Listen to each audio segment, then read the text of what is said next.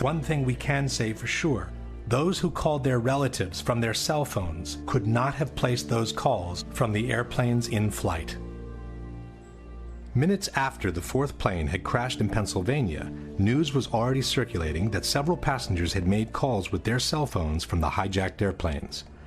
"We are being hijacked. We are being hijacked." Those frightening words were uttered by a passenger aboard United Flight 93 who was able to call emergency personnel on his cell phone before the plane crashed in western Pennsylvania. And tonight we're getting reports of cell phone calls from at least 3 of those 4 flights.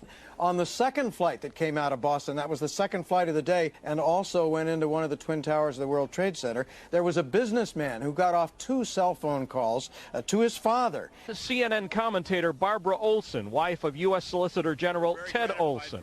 She reportedly called her husband twice on a mobile phone to tell him her plane was being hijacked.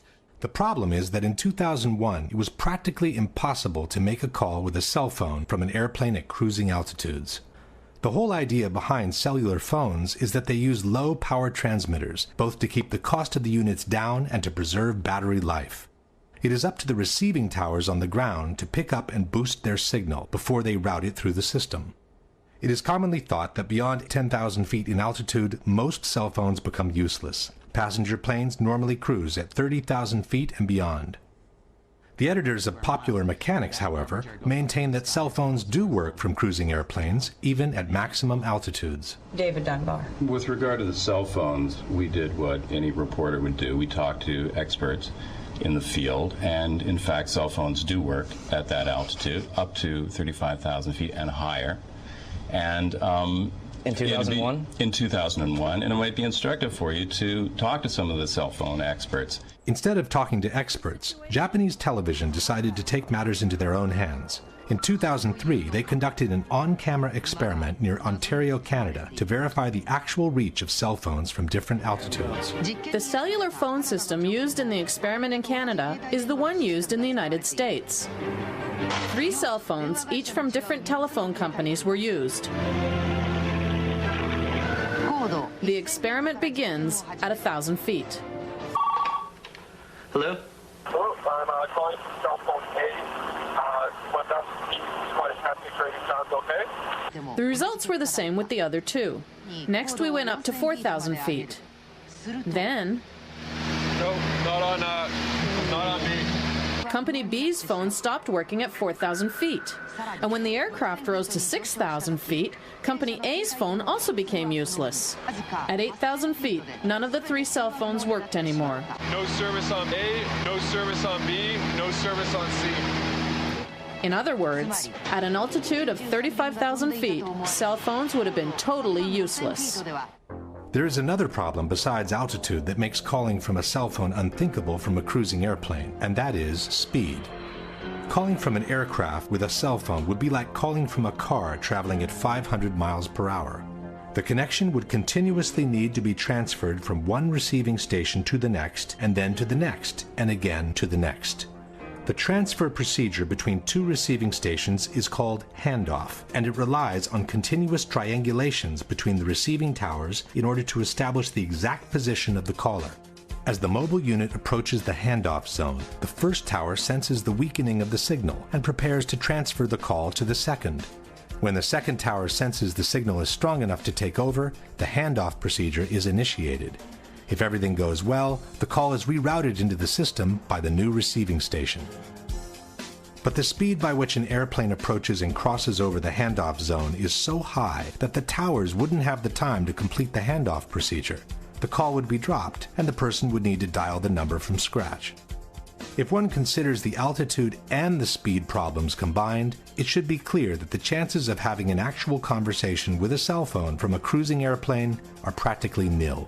Even after 2001, both altitude and speed problems remain. In 2005, the Washington Post wrote, "Most cell phones can't reach a station from beyond 10,000 feet. Another technical hurdle is to find a way that cell phone calls would be handed off from one cell tower to another on the ground when an aircraft is traveling at 500 miles an hour." And even 10 years after 9/11, people who try to use their cell phone from cruising altitudes are bound to get the same results. Once it became clear that the passengers could not have placed their calls from the cell phones on the airplanes, the official narrative on this issue became more and more ambiguous and non-committal. Theodore Olson, who had initially told the press he had received 2 cell phone calls from his wife Barbara, changed his story to calls made from an airphone. And by the time the 9/11 Commission published their final report, only one mention on the cell phone calls remained. Shortly thereafter, wrote the Commission, passengers and flight crew began a series of calls from GTA airphones and cellular phones. No indication on which calls were made from cell phones and which ones with airphones was given. The authorities from the Moussaoui trial also avoided being too specific on the origin of the calls. Within the official documentation, they released this flash animation, which contains all the basic information on the 4 hijacked airplanes. By clicking on any of the flights, one can view the passengers list. By clicking on the telephone icon at the bottom, the passengers who have made phone calls are highlighted. And by clicking on any of the passengers' names, the list of the calls they have made is displayed. Each of the calls lists the exact time it was placed, the duration, the initial part of the number dialed, and the name of the person receiving the call. But the number from which the phone call was placed is missing. The only information available is the location on the plane the calls were presumably made from, row 30 in this case. It's as if the authorities were trying to suggest that the calls were made from airphones without having to put it down on paper. Only in 2 cases did the authorities openly state that a cell phone was used. One is the call allegedly placed to 911 by a passenger who had locked himself in a lavatory where airphones are not available. The second is a call placed by flight attendant C.C. Lyles to her husband, who later described his surprise in receiving a call from her cell phone in a television interview. Once the phone got disconnected, then I sat up in the bed like, it was like I just woke up. I'm like, was that a real call? So I looked at the caller ID and noticed that it was a call, and it was from her cell phone. And I'm like, okay, wait a minute.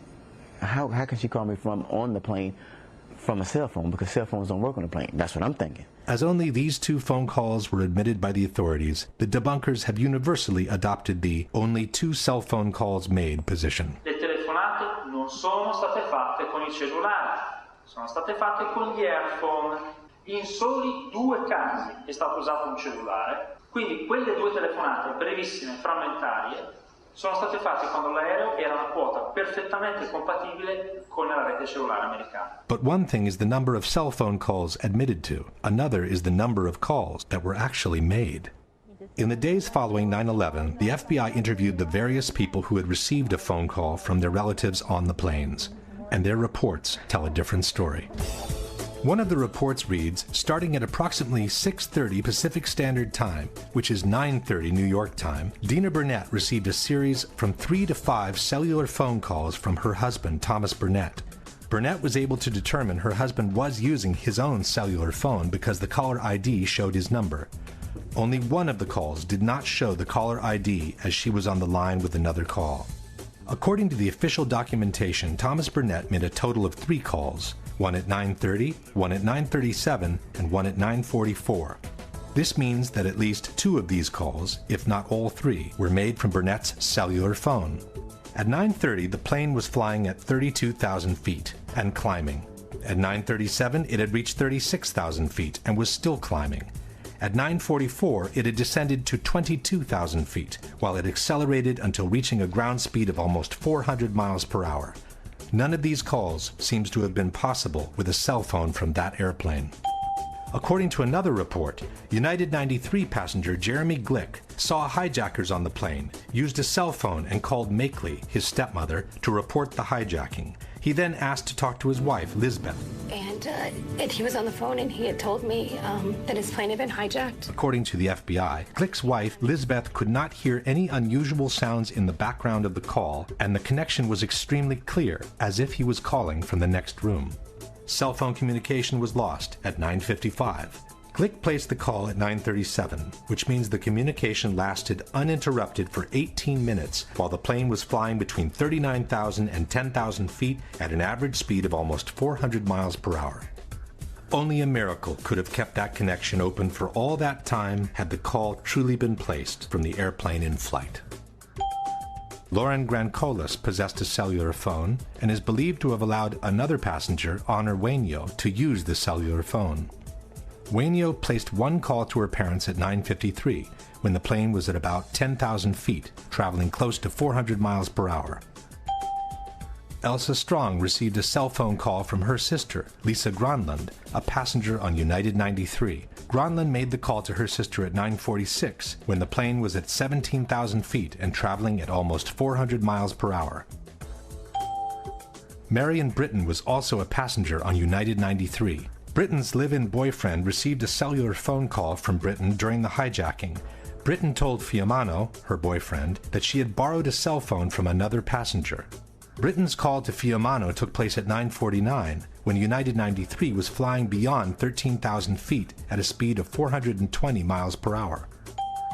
Peter Hansen, a passenger on United 175, contacted his mother on cell phone and said the flight had been hijacked. Peter's father, Lee, said that he resisted the temptation to call his son back because he didn't want to place him in more danger by having his cell phone ring on the plane. Peter Hansen called his parents twice, at 8:52 and at 9 a.m. At 8:52, the plane was at 30,000 feet and it was climbing. At 9 o'clock, it was flying at over 18,000 feet in altitude, while it accelerated towards the record-breaking speed of almost 600 miles per hour near sea level. Brian Sweeney was also a passenger on United 175. After learning of the attacks, wrote the FBI, his wife Julie Sweeney returned home to find that her husband had left a message made from his cell phone aboard the plane on their answering machine.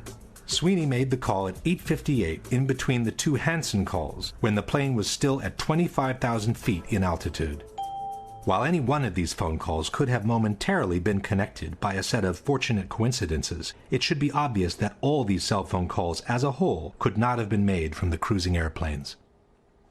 Question: given the known limitations of the cellular phone system in 2001, can you provide any evidence that the cell phone calls made by the passengers reported by the FBI could have been made from the altitudes, at the speeds, and for the durations indicated for each of them? We do know, however, that the calls were made, as no one has ever doubted that the relatives actually received them.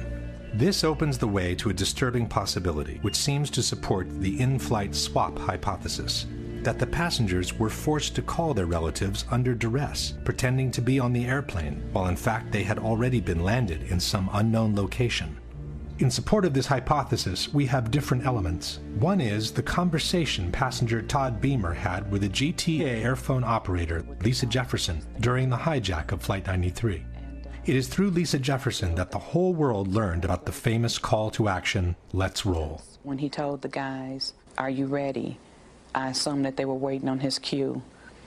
Then they responded to him, and he said, "Okay, let's roll." The 9/11 Commission has established that the hijack took place at 9:28. Todd Beamer was connected to Lisa Jefferson at 9:43, some 15 minutes into the hijacking. The FBI report confirms that Jefferson received the call from Beamer at approximately 8:45 Central Time, which is 9:45 Eastern. But the contents of the conversation are strikingly at odds with the official narrative. According to Jefferson, Beamer called to state that the plane was about to be hijacked. He stated that 3 individuals, 2 wielding knives, the third with a bomb strapped to his waist with a red belt, were preparing to take control of the flight. Jefferson estimated that she spoke to Beamer for 7 minutes before the 2 hijackers armed with knives entered the cockpit. This places the hijacking at around 9:52, while officially it took place at 9:28. This is no small discrepancy. How could Beamer be describing events that are supposed to be happening in front of his eyes, when in fact they had already happened half an hour before? How could the terrorists be preparing to take control of the flight at 9:45 when they had already been in the cockpit for more than 15 minutes? The FBI also wrote that Jefferson noted that the call had an unusually low amount of background noise, the same thing Liz Glick had noticed. Furthermore, the records show that Beamer's call lasted roughly 1 hour and that the line was left open after the crash. "We didn't lose a connection," stated Jefferson, "because there's a different sound that you use. I never lost connection. It just went silent." Jefferson stayed on the phone, stated the FBI, until she learned Flight 93 had crashed. Question: since airphones are powered by the same airplane's electrical system, how could the line have remained open for another 45 minutes after the plane had literally disintegrated to the ground in 1,000 pieces? All these discrepancies seem to suggest that Beamer was not on the plane, observing real events unfolding, but was describing an imaginary, pre-scripted situation from a different location. In support of this hypothesis, we also have the dramatic message left by flight attendant Cece Lyles in her husband's answering machine before briefly talking to him on her cell phone. As she herself is suggesting, we should listen very carefully. Tuesday, 9:47 a.m. Hi, baby. Baby, you have to listen to me carefully. I'm on a plane that's been hijacked. I'm on the plane. I'm calling from the plane. I want to tell you I love you. Please tell my children that. We too can notice the absence of the typical background noise heard inside a plane. I don't know what to say. There's 3 guys. They've hijacked the plane. I'm trying to be calm. After saying goodbye, she seems to fumble with the headset while she whispers a few more words into the mouthpiece. I hope to be able to see your face again, baby. I love you. Bye. End of message.